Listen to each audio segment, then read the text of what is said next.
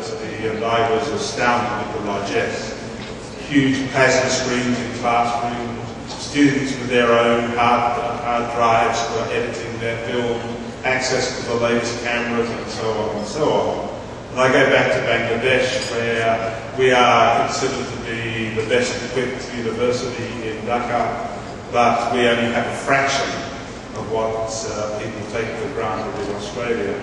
And so when you move from one system to another system like this, a whole set of preconceptions, a whole set of assumptions that you have about how you do things are challenged.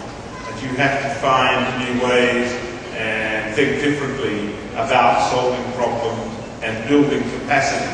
And this is a story of trying to come to terms with those things.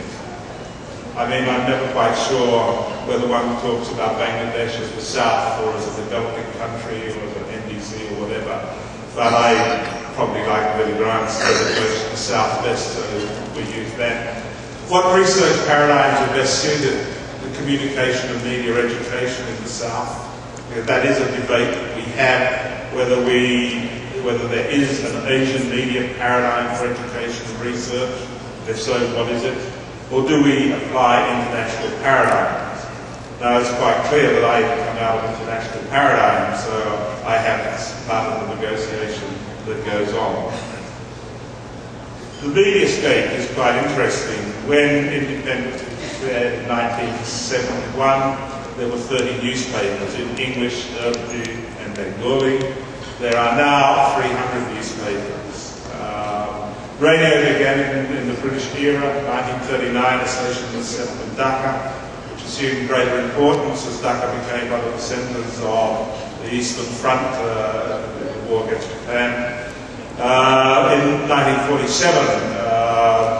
Dhaka radio station was gifted to East Pakistan, and then in 1971 it became Bangladesh Data, and was a monopoly state broadcaster until 2006, when FM radio was introduced. But FM radio is now very, very popular amongst young people in Dhaka in particular. With television, the single state broadcaster, BTV, until 1997, and then we had the introduction of satellite and cable TV in the 1990s. And now there are 12 local stations and, I don't know, 67 to 80 satellite stations that you can receive in Dhaka. And for me, anyway, this is probably the most profound change there has been in the Bangladeshi mediascape in the 30-odd years of existence. There is also a rapidly expanding telecommunications sector. The mobile phone has become incredibly popular.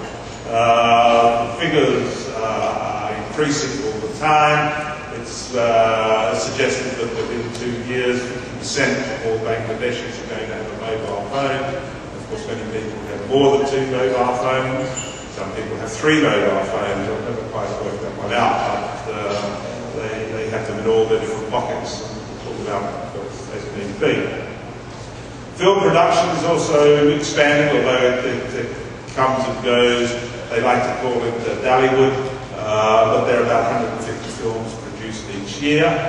And there has also been this proliferation of small multimedia production houses in Dhaka. There are 27 public universities. The University of Dhaka, which was established in 1921, is the premier institution. The other 2 major institutions that I know of are Rajshahi and Chittagong, and there are other universities that are specific to engineering, medicine, and so on. First to do so was Dhaka University. The Department of Journalism, as it then was, it's now the Department of Mass Communication and Journalism, was established in 1962. Of the 54 private universities, only 6 offer communication courses. ULab experience, where I head up a team, and some of the team are here. This is not one person doing this. This is a group of dedicated professionals. The program began 4 years ago as Media Studies and Journalism, And at the end of the last term, we had 3 students graduate. Our first intake was 3 students. We now take in 30 per intake. Hopefully we can build that up. We also insist that students do a minor, and that students who say are doing emphasis on filmmaking and digital production and have this dream of setting up their own production house. It's not actually a dream. We have third-year students who are trying to juggle their advertising production house with their studies. I mean, I don't know how they do it. So we say, okay, you want to do that, we recommend that you also do your minor in business studies so that you have some idea of how to conduct a business while you're in the process of making money.